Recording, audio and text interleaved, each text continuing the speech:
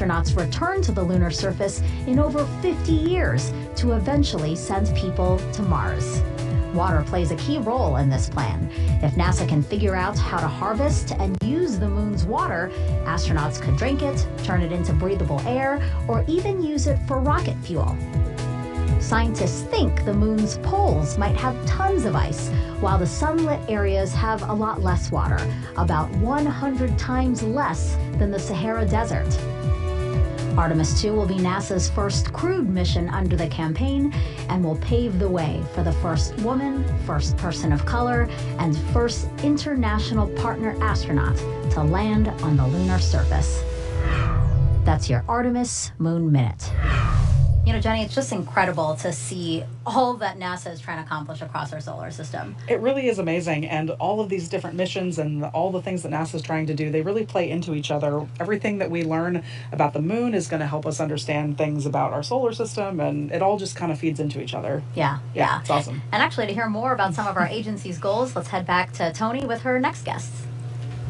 Thanks, Megan. Joining me is NASA Associate Administrator Jim Free and NASA Chief Scientist Dr. Kate Calvin. Thank you both so much for being with us here today. You know, Jim, can you tell us a little bit more about why the Europa Clipper mission is so important for the space agency? Sure, absolutely. So everywhere on Earth that we find water, we find life. And we believe that Europa has the conditions that are suitable for life: the water, the energy, the chemistry, the stability.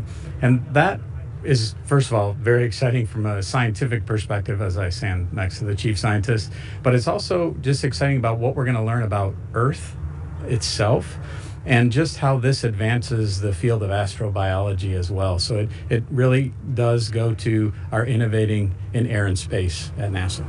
Absolutely. And Kate, you know, Hurricane Milton delayed the launch of Europa Clipper, and already this year there have been 13 named storms, with another hitting Florida only a few weeks ago.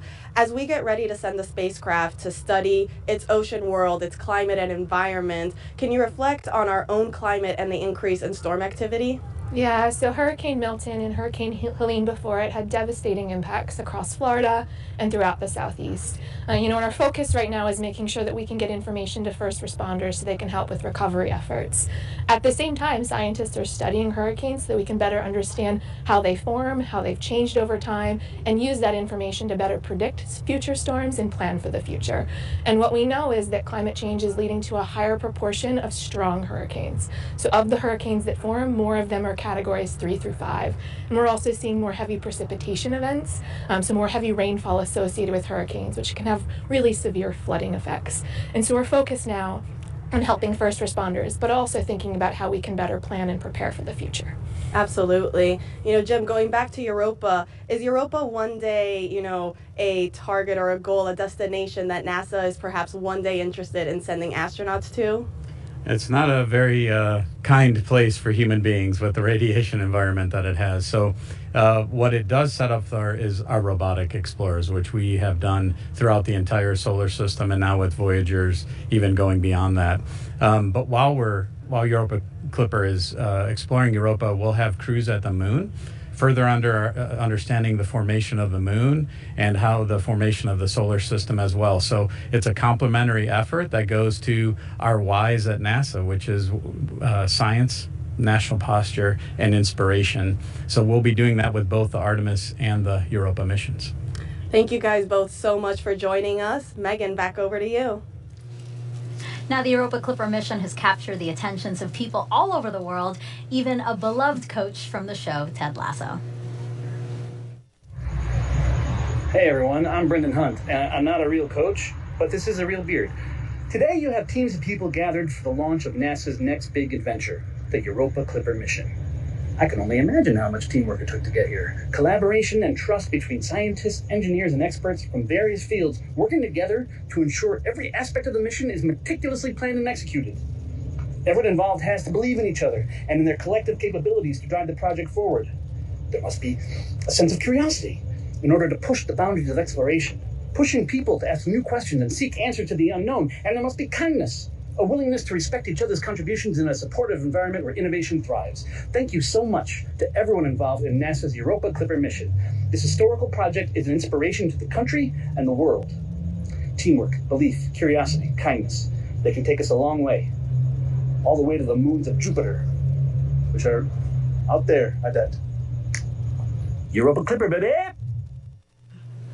Okay, I love that. I love the So Europa Clipper great. baby at So the great. end. But also, like, yes, while funny, I mean, he really touched a lot on, the things that matter to this team: teamwork, belief, curiosity, all those things. Absolutely, he really gets it. That this mission is spacecraft hardware, but it's really the people, right? There's so many people involved in building this thing, and yeah, it's amazing. Specifically, when he said kindness, you reacted to that. What about that particular word really spoke to you out of that story? Yeah, I think it just really speaks to the humanity. We are all humans. We're trying to do good things here, and when we're kind to each other, it really makes a difference. So him kind of acknowledging how important that is for our team to work well together, yeah, it just means a lot. Yeah, that was a good pep talk. Yeah. Thanks, Coach. Thanks. All right, so we are now 22 minutes from liftoff, and we have some time now to take some more of your questions about Europa Clipper Live. So let's roll one video that we have now. Hello, my name is Liam. I'm in the 8th grade, and I was curious to know, is there any land under the oceans of Europa? Yeah, that's a really great question. Yeah. And we do get that question a lot. So there is actually some land underneath the ocean. So if you imagine you're on the Earth and you're in the center of the Earth and you kind of come up to the surface, maybe at the North Pole. First, you'd be at the very center where it's really warm. Then you'd go through a rocky layer, then some water, and then the ice. That layer structure is very similar to what we see on Europa. So underneath the ocean, there is this big rocky mantle. And actually, we think that there may be hydrothermal vents on the floor of the ocean, just like there are on Earth, and that's where life may exist. Wow, okay. Yeah. We can probably squeeze in one more. This one's also Sure. on Instagram. Do rockets travel at the same speed in outer space? It's a great question. So when they're traveling through the atmosphere, the air slows them down. They have resistance from the air, but once you get into space, you can go a little bit faster for the same amount of, boost. Additionally, once we get into space, our spacecraft is going to go about somewhere between 10,000 miles an hour and 100,000 miles an hour, depending on where it is in the solar system. So we kind of have a huge variety of speeds that we end up at getting out to Jupiter. Wow, thank you for Yeah. that. Again, thank you for your questions. #AskNASA. Okay, we're coming up on another fueling milestone. Let's check back in with Daryl and Mick. All right, thank you very much. And fueling going well right now. We're watching some telemetry on our screens right now. We've got RP1 on the first stage, about 75% complete, about 70% complete on LOX also on the first stage, but we're almost done loading the RP1 on the second stage. Yeah, stage 2 RP1 load complete, should be finishing up here shortly and getting ready for LOX load on stage 2. So things Stage 2 continuing. RP1 load is complete.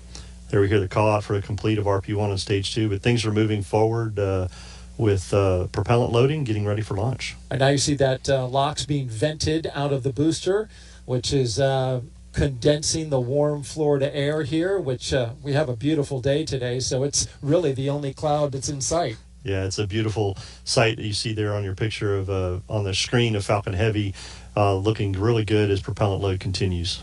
As we look up there, you can see towards the top where Europa Clipper, the spacecraft and the star of the show, is sitting inside of its fairings. You can see the NASA logo at the top, and on this view you can see the Europa Clipper logo, which is just below it, which is a pretty neat design that they made. I want to give you a little closer look at it. It was designed by the JPL team. Cynthia Phillips says she designed it to be something beautiful, something abstract and representational. We actually have a shot of that graphic, if we could pull that up, and there it is.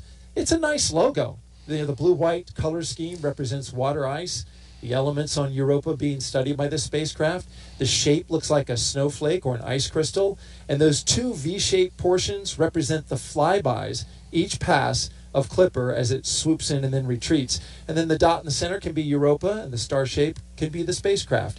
They put a lot of thought and design into this logo. Yeah, it's a beautiful logo. Everybody is on board. It's just incredible to me how much the team, the community, and everybody's just excited about this mission and science, as Jenny was saying. And I know she's excited for this also, she and the JPL team. But beautiful logo. Yep, looks good on a T-shirt and on the side of the rocket. Stage 2 LOX load has started. And there goes stage 2 LOX load. So the final tank that needed to be filled has begun as we continue to make great progress tanking this vehicle. We'll send it back to Megan and Jenny. Great to hear that tanking's going well. All right, NASA's ambitious journey to Europa has inspired U.S. Poet Laureate Ada Limon to write In Praise of Mystery, a poem for Europa. It is such a powerful piece. Please check it out. In Praise of Mystery, a poem for Europa. Arching under the night sky, inky with black expansiveness, we point to the planets we know. We pin quick wishes on stars. From Earth, we read the sky as if it is an unerring book of the universe, expert and evident. Still, there are mysteries below.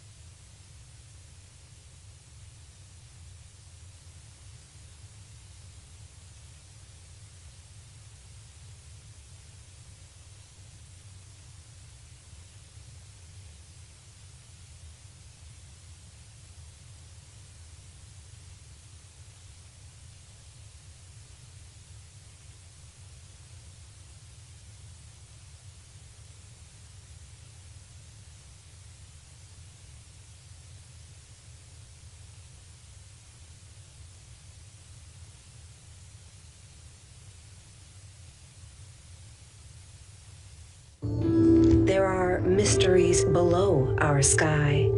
The whale song, the songbird singing its call in the bough of a wind-shaken tree.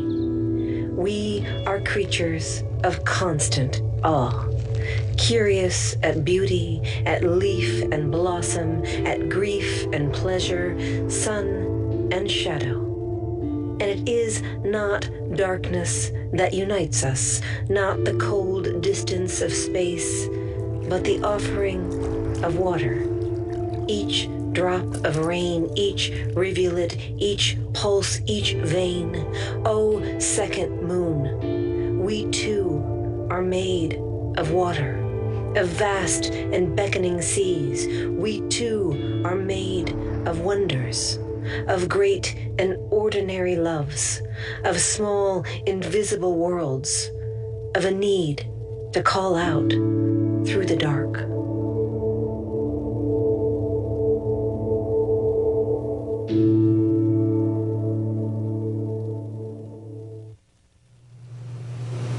We had a little bit of technical difficulties there. The package paused a little bit, but I still think that you could really feel how powerful that piece is. And now we're so lucky to have Ada Limon here with us. Thank you so much for being here. That was so moving. I was getting goosebumps.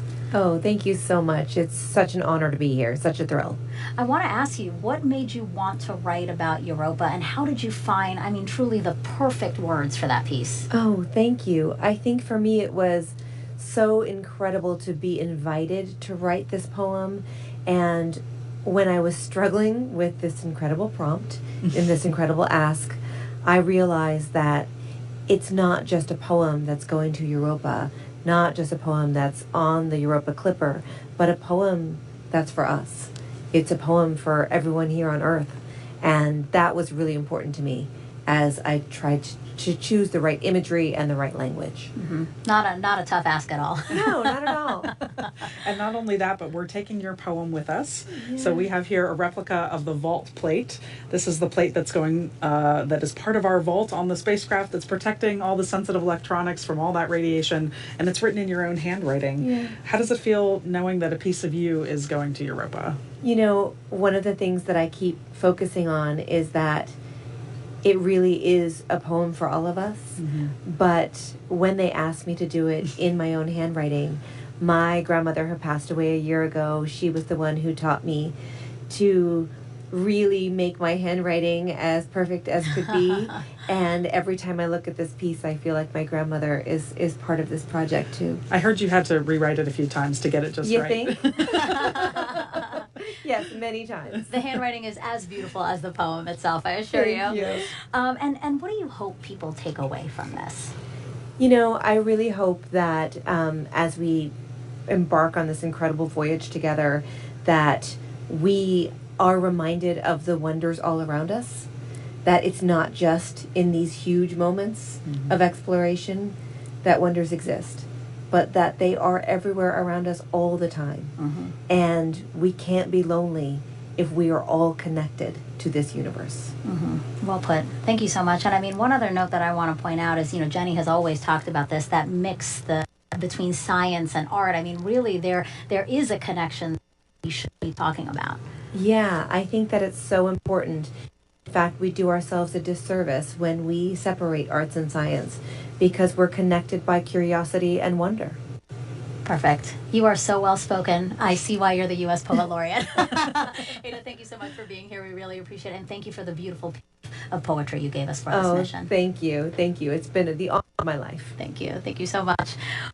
If you are inspired, really, as Ada was, to write about our universe and you want to write your own poetry, the QR code on your screen now is going to take you to a space poetry writing activity brought to you by NASA JPL.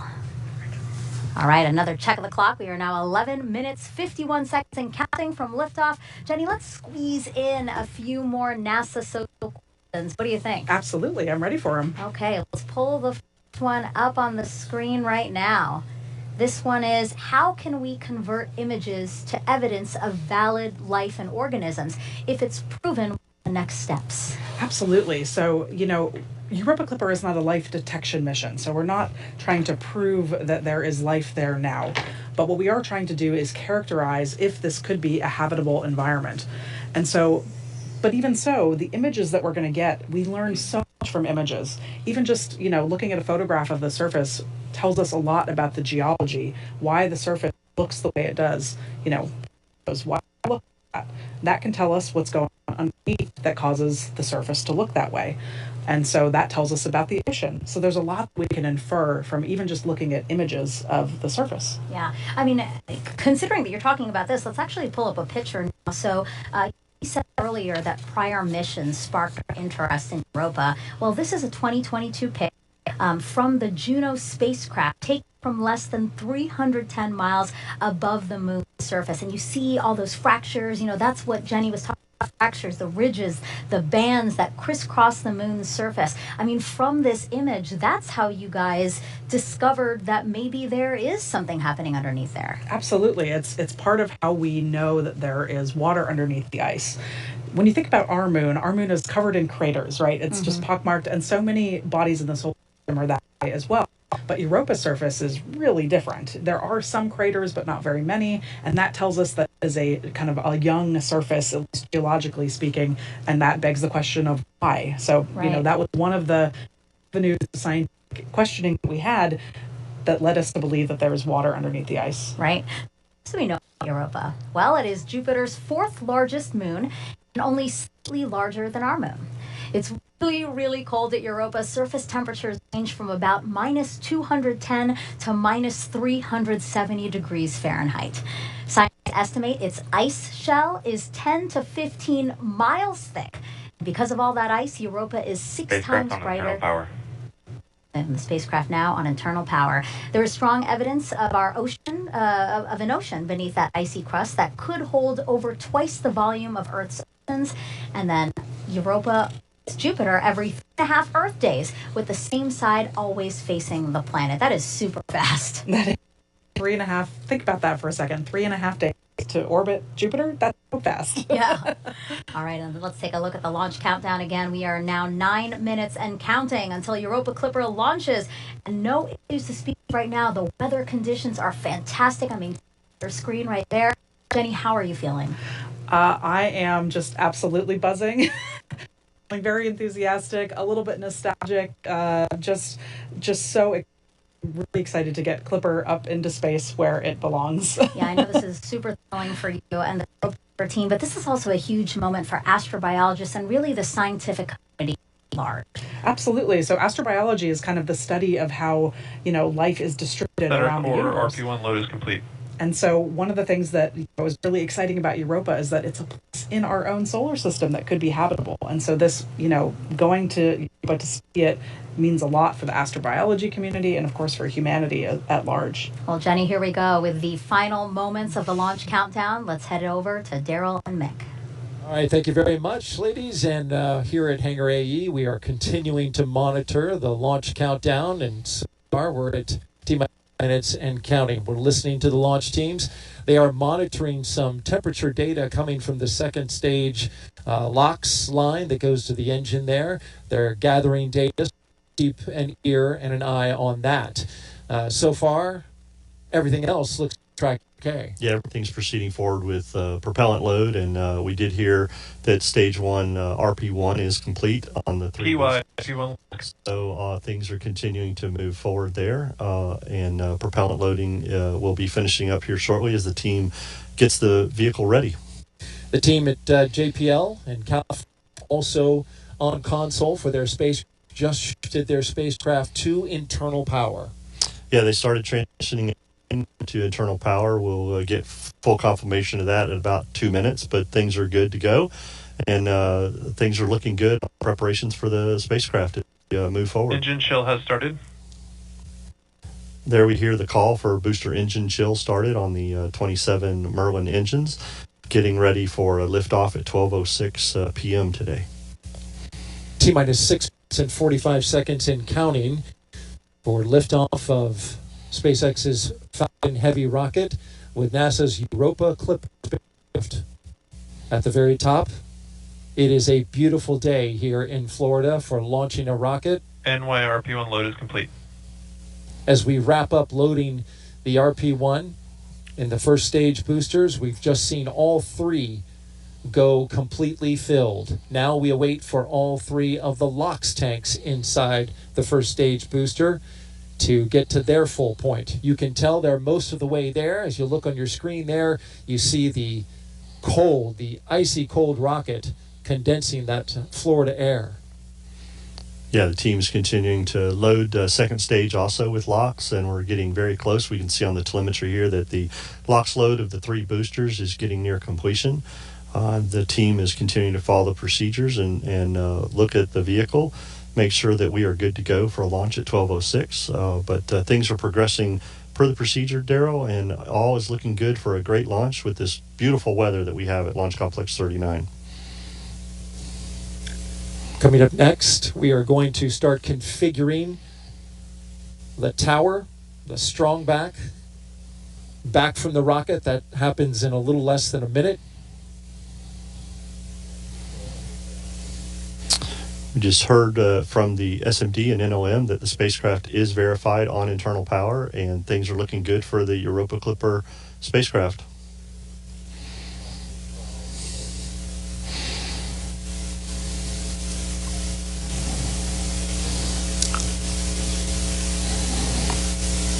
We're also listening to the launch teams as they discuss the data coming in that they're looking at for the rocket.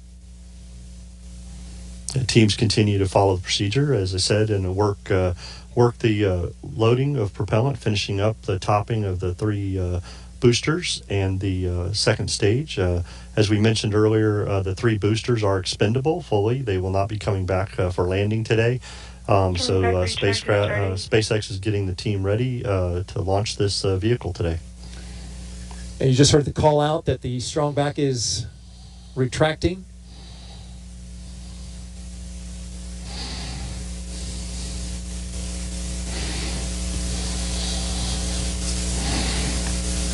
That strong back appears to have retracted.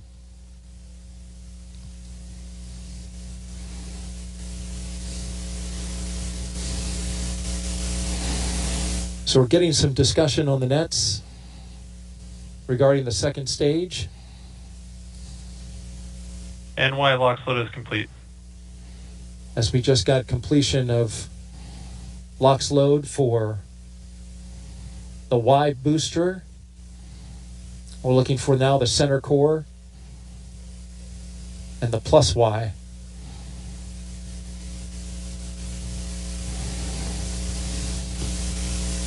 NLM, it's the LD on the PY countdown lock net with load a final status check.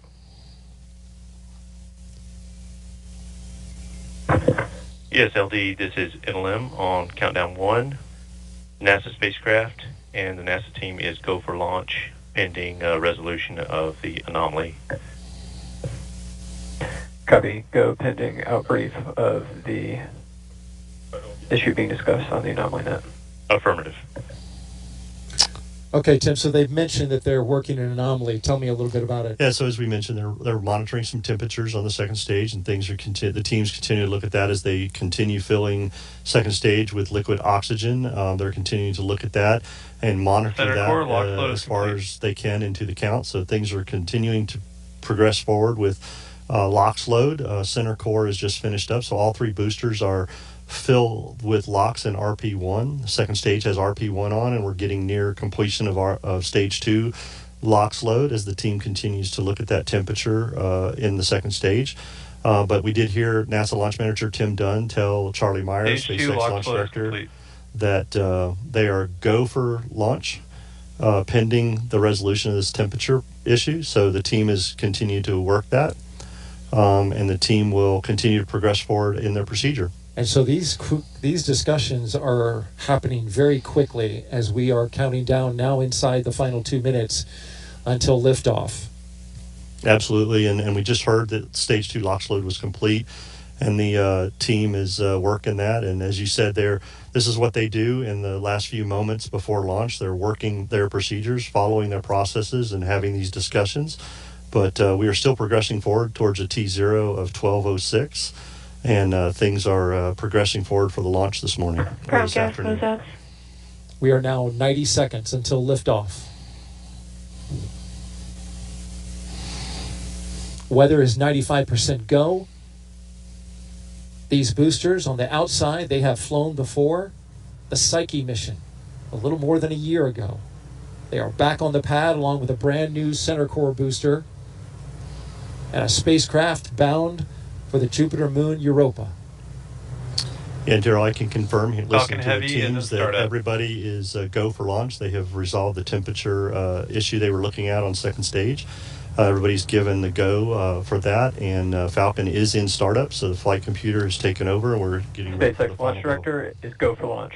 And there we hear Charlie Myers say that SpaceX is ready for launch, and Europa Clipper getting ready to lift off. And there's a great update as now it vents out the LOX inside the line of the transporter erector. We are inside of 30 seconds. 30 seconds and counting.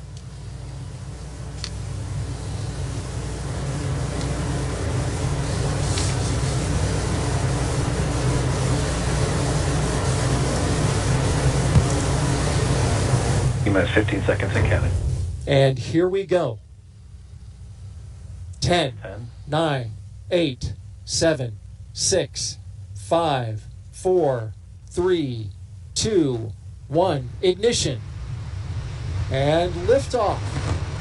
Liftoff of Falcon Heavy with Europa Clipper, unveiling the mysteries of an enormous ocean lurking beneath the icy crust of Jupiter's moon, Europa. Engine chamber pressures are nominal. See that the chamber pressures are nominal as we hear all 27 Merlin engines look great. Rocket beginning to roll. Putting down 5.1 million pounds of thrust.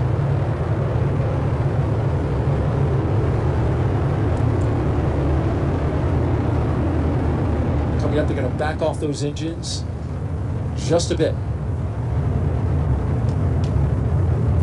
So we're getting ready to head into max Power and speed. telemetry nominal. We hear that power and telemetry on the vehicle are good there. Everything's looking really Falcon well. Heavy is supersonic. They have reduced power in the center core to get through max Q, maximum dynamic pressure on the launch vehicle as we approach that. The 2 side boosters at full throttle. A beautiful shot there as our camera team Max Q. locking into the rocket on a clear blue sky. The view from the booster cam back down on Earth. And there we heard the call for max Q. The vehicle is passing through maximum dynamic pressure. Next thing up in about 2 minutes will be booster engine cutoff, where we see the 2 side booster engines, all 18, shut down and get ready for booster separation. But the vehicle is performing very well. Looking at all the telemetry that we have, power and trajectory are nominal. We've been flying for just under 2 minutes so far. Everything looking good.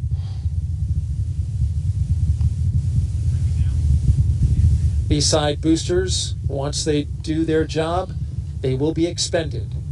If you're familiar with the Falcon Heavy, you know that they bring the boosters back on certain launches, but not on this one, because all of the performance is needed to push Europa Clipper into its proper orbit. Things continue to look good as the vehicle heads down its ascent phase here. All telemetry is looking very nominal for this flight this morning. Falcon Heavy is performing very well.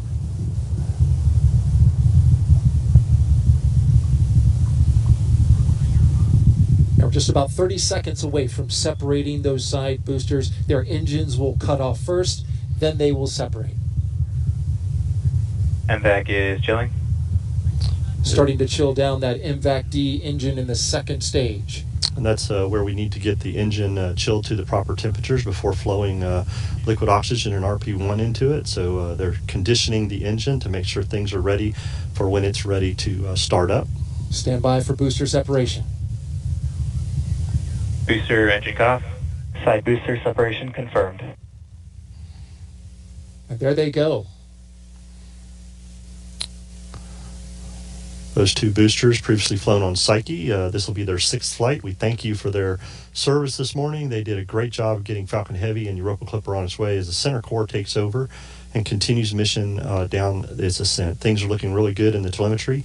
Power and trajectory look nominal, and chamber pressures on the 9 center core engines look really good. In just a little more than 20 seconds from now, we'll get the cutoff of the main engine on the center core booster that remains. 4 seconds after that, we will separate. Flying out over the Atlantic Ocean. There's a look from inside. There we see stage 1 Stage shutdown separation confirmed. and stage separation from the center core. Getting ready for MVAC startup, SES-1. We're getting some applause here in the Mission Directors Center, and there you see the MVAC-D engine lighting up. Next thing up in about 10 seconds will be fairing separation. NYPY FTS has saved. And the fairing has protected Europa Clipper on its ascent up into space, but once we get into space, we don't need that fairing anymore. There they go. Separation confirmed. Fairing has separated, and those will be recovered, Daryl, by SpaceX's own recovery ship, Go Cosmos. And there you see them falling away into space. That is the only part of this rocket that will be recovered. The glow of the MVAC-D engine as it performs its first burn here. This is about a 3-minute and 47-second burn. Things are looking great. Matter of fact, this is one of the shortest first burns that has been done on a Falcon Heavy by SpaceX, but it is required to get us into that parking orbit for that long coast that we have to get ready for the interplanetary trajectory that we're going to need to get Europa Clipper on its way that we heard Jenny talk about to get those Earth Assist slingshots as it heads on its way for its mission. So things looking really good this morning with the performance of the Falcon Heavy. MVAC is performing well, and everything looks good thus far in today's mission. Usually those burns are the other way around, with a longer first burn and the shorter second burn, but in this case, it is reversed. As we look at some crystal clear views of the MVAC-D engine, the stage 2 that's carrying Europa Clipper. Orbital light is shining both on the spacecraft, the second stage, and on planet Earth. Center core FTS has saved. There we've heard that the flight termination system on the center core has been saved as it heads back to splash down. Things are looking good. I can tell you, Darryl, we had a beautiful weather day for launch, And as we're looking at MVAC flying in space with Europa Clipper, it is such a gorgeous view with Earth behind it. And so we could not have had a better day for a mission launch today. No doubt about it, Mick. It was simply gorgeous. We had a hurricane a week ago, but after that pushed out, it brought us in its wake near perfect weather for launch. And now we're into space, dealing with the harsh conditions up there. Stage 2 FTS is saved. Stage 2 has made its way into space, far enough away for us to be able to safe the flight termination system. From a safety perspective, we're about a minute away from second stage engine cutoff, as we'll see the MVAC-D shut down and get ready for a long coast, getting Europa Clipper into that parking orbit and on its way for the next firing that we will have, the second stage, number 2, to get it into that interplanetary transfer orbit that we need to get Europa Clipper started. So things looking very well this morning. We're about 30 seconds from that stage engine cutoff, which we refer to as SECO 1. That's right. We'll Terminal guidance. Get into that coast phase. These views brought to you, of course, by ground stations across the track that are pulling in the high-resolution data from the cameras. Burn looking good, just a few seconds away from cutting off from that first burn.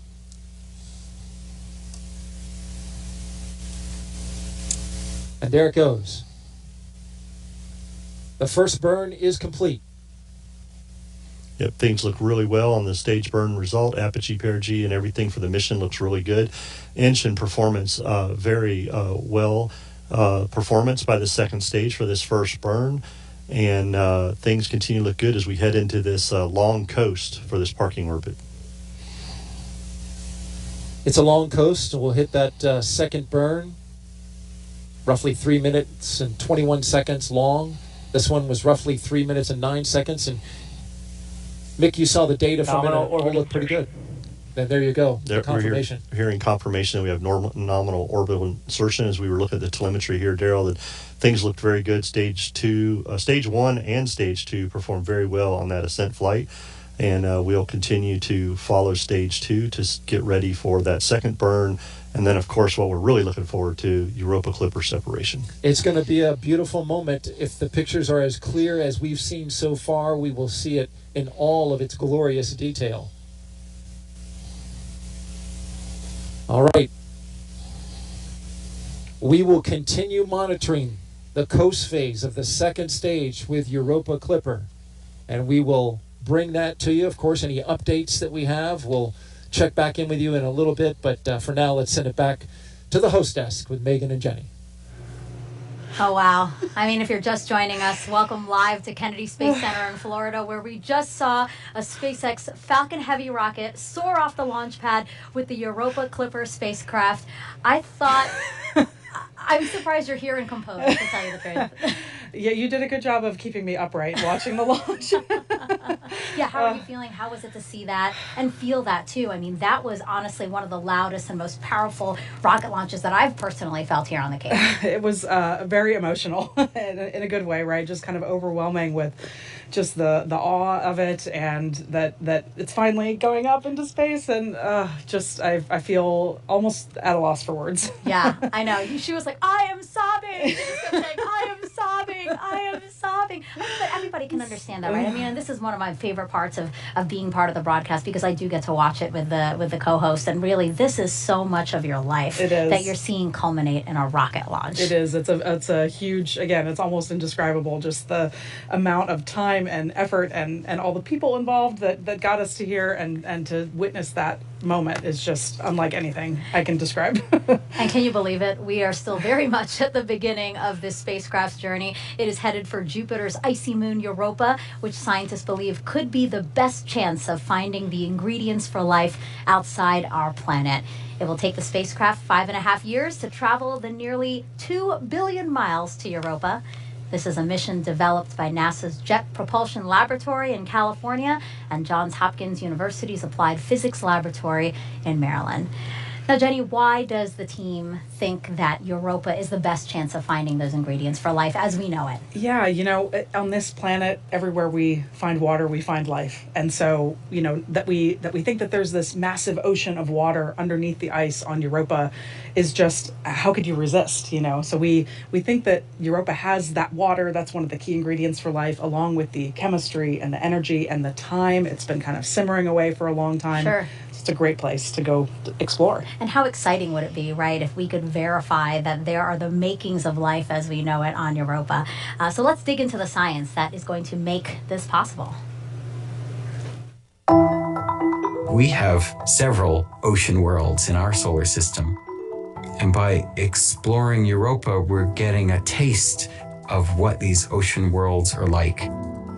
Europa probably has beneath its icy surface a global ocean of water. We think there are thermal vents in this vast subsurface ocean. There may be primitive organisms there, similar to the original primitive organisms on Earth from which we all evolved. I just love Europa's surface. I think it's one of the most complex surfaces in our solar system. Typically, when you look at another planetary surface, it's covered with craters, just like our moon. There are shockingly few impact craters.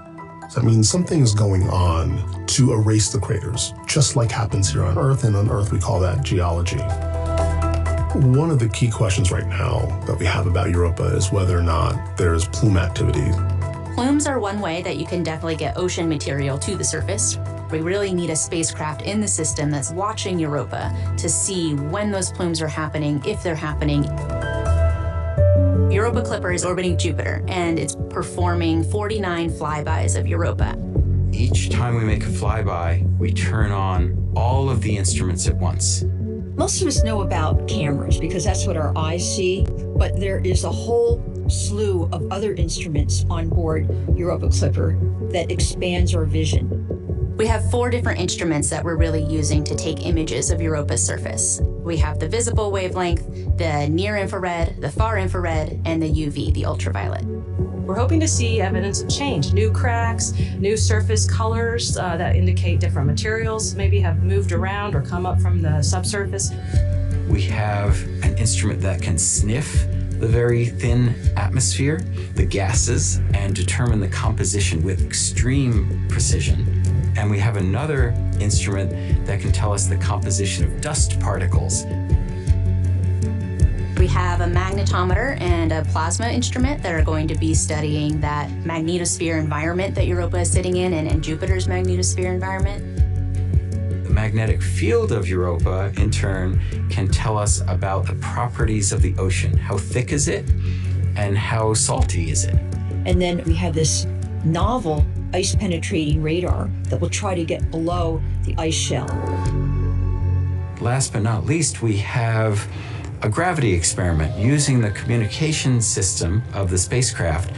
And from that, we can get essentially a map of the gravity field. We can get the shape, understand what's underneath, maybe even get some information on the depth of the ocean. It's really a sophisticated payload. The pictures that we are going to get back are going to be just fantastic. The legacy of Europa Clipper will be just a treasure trove of knowledge about this world. Just to find an environment that is similar to the one from which life arose on Earth would really be groundbreaking. It would be awesome. We don't know if Earth is the only place that life got started, or if it's really common. And a really important way to get at that is to understand, is there life elsewhere in our solar system?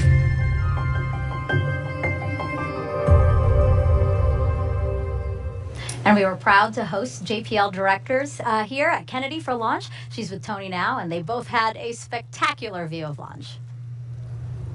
That's right, Megan. What a spectacular sight indeed. And like you mentioned, we have a very special guest with us, JPL Director Lori Leshin. Lori, congratulations first off on what a beautiful launch and now an exciting mission ahead. What a great day. We're so excited. Thanks to SpaceX for the fabulous ride. Absolutely. And, Lori, what would you like to say to the teams who have put in so much hard work and dedication, to this mission? More than 4,000 people across many different organizations have worked on Europa Clipper, and we're so proud of them and so grateful for their hard work, for their families who supported them, and especially the 150 or so with us from JPL who rode out the hurricane here. Thank you. Absolutely. And, can you tell us a little bit more about why planetary missions are important in general that we go and study?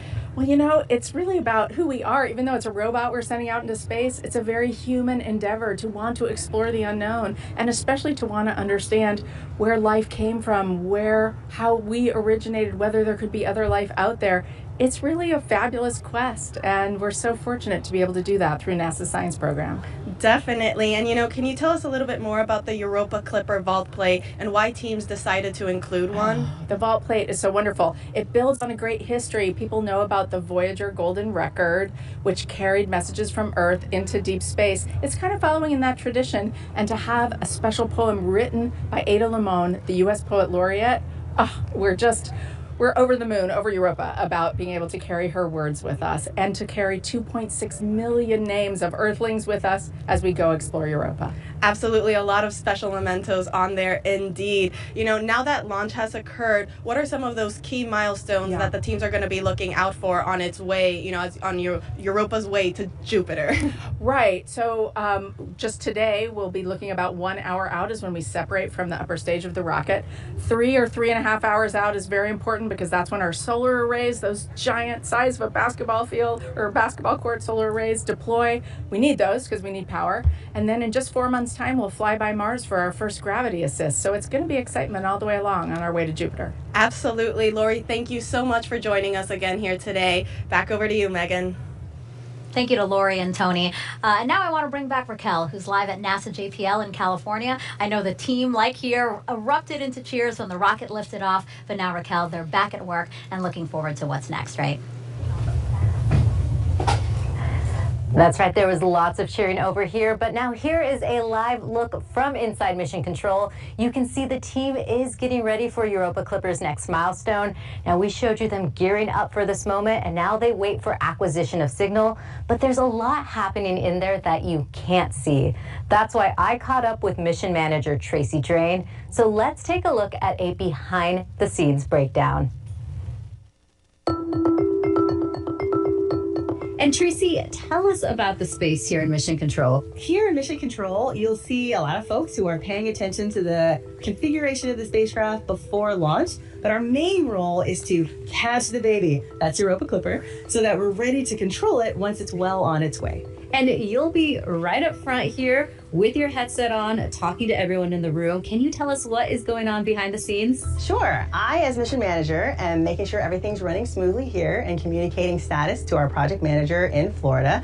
Next to me is the flight director, whose job is to do what their title sounds like, direct or guide the people in the room through the detailed steps of the procedure. So if the flight director is guiding the room, who in here is talking to the spacecraft? The primary engineer talking to the spacecraft is the ACE. They're paying attention to the link between the spacecraft and the deep space network on the ground. They actually get to hit the button that sends commands to the spacecraft when we're ready to do that. Behind them is Telecom, who's responsible for all the hardware on board, the radio, making sure that that's working so the spacecraft can communicate to the ground. And there are some other roles too who are ensuring that the data from the spacecraft is coming to this room properly. The phase lead sits over here, and her job is to understand all the things that are supposed to happen before and during launch, so that if things start to go a little sideways, she'll be heavily involved in making sure we understand how to deal with them. Navigation are assessing and understanding the track that the spacecraft is on once it separates from the launch vehicle, so that the antenna on the ground can point to it and track it.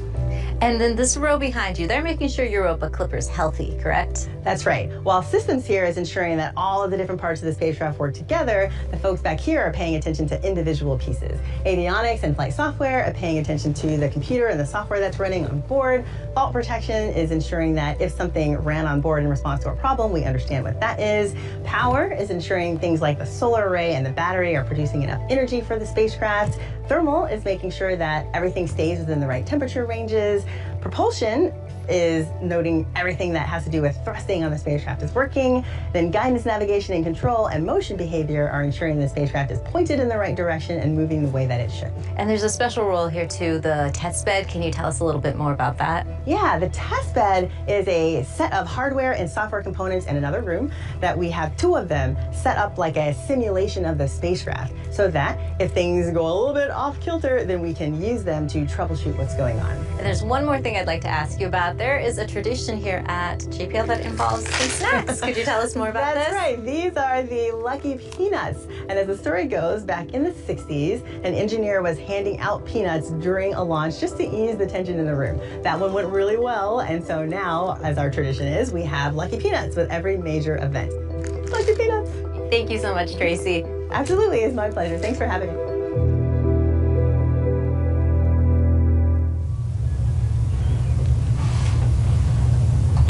As you can see, Tracy is here now, and the entire Europa Clipper team are in high gear. This isn't the only room where the team is hard at work. Let's take a live look at an additional operation room. This is where an overflow of the team is working during and after launch. Megan, back to you.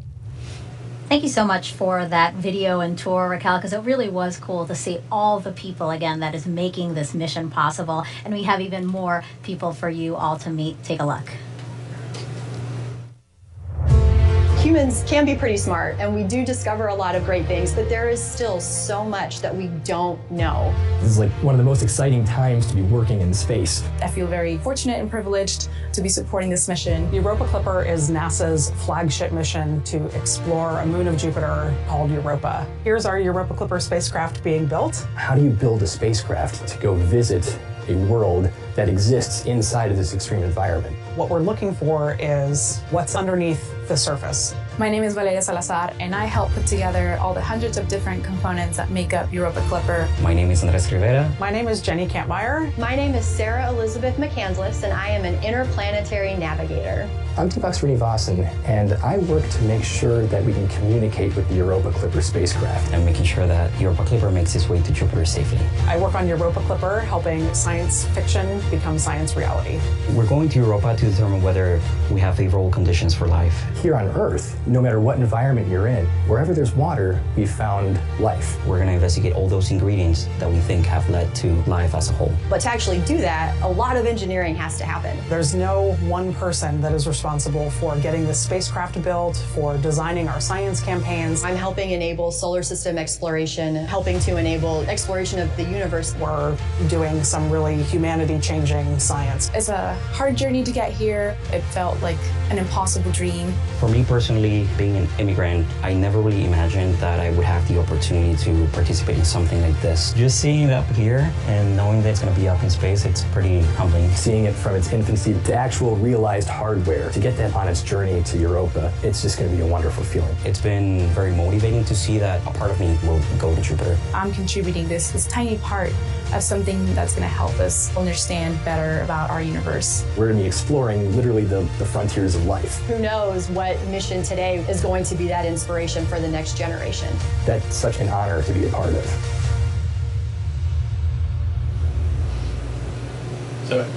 Jenny, I love how emotional you get every single time we see some of the members of your team. And what's incredible is, you know, we did meet a lot, but that's still a fraction of the people who work on this mission. Absolutely, and it's like a fraction of a fraction of a fraction. I mean, we totaled it up recently, and there are thousands of people who have worked on this project over the years, so it's amazing. Well, and you said some people have been working towards this mission for 25 years, so that is really easy to believe. Absolutely, and you know, every single one of them has worked really hard for this day. Wow.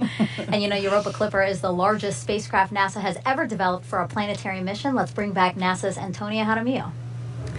Thanks to Megan. Joining me is Dr. Robert Papalardo, the Europa Clipper project scientist. You know, Bob, what exactly are we expecting to find, you know, with this Europa Clipper mission? Well, the Europa Clipper carries the most sophisticated suite of instruments that we've ever sent to the outer solar system.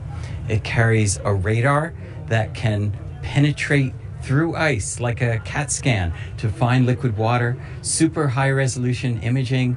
We'll be able to look for warm spots, plumes at Europa. all these wonderful techniques that combine together to tell us, could Europa be the kind of place that could support life today? That is very exciting. I mean, can you tell us a little bit more about how scientists will indeed confirm that Europa can support life, like you said? Sure. We want to understand whether Europa has the so-called ingredients for life. Liquid water, the right chemical elements, and then the energy that could support life. So understanding Europa as a whole can tell us whether those ingredients are there. And you know, Europa is an ocean world. What kind of ocean are we looking at here? Is it going to be one like Earth that has, you know, a variety of warmer, cooler waters, or are we looking at something entirely different? Probably not too dissimilar from cold oceans at Earth, Arctic oceans, but here covered with a layer of ice. But the temperature will be similar to Arctic oceans, probably salty. We're not sure how salty. And the pressure at the bottom of Europa's ocean is probably similar to the pressure at the bottom of the deepest point in Earth's oceans. Earth has a lot more gravity, but Europa's ocean is a lot deeper. That's very exciting. You know, now that Europa Clipper has launched, how does it feel for you, Bob, for the teams and everything now to see this mission on its way? Just overwhelming. That launch was incredible. And here we are. It's the culmination of so many years of work by so many people. And now we're on our way. And 6 years from now, we'll start getting great data from Europa. That is so exciting. I know all of us here are very much looking forward to that. Bob, thank you so much for joining us. We'll send it back over to you, Megan.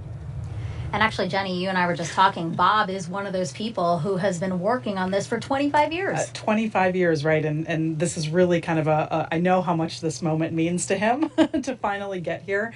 And yeah, him and, you know, obviously many of his colleagues as well. But 25 years, can you believe that? Yeah, again, very composed for someone Yes. who, all of you are very, very composed. All right, so NASA made a point to keep the spacecraft as clean as possible before launching to its destination. Here's why that is so important.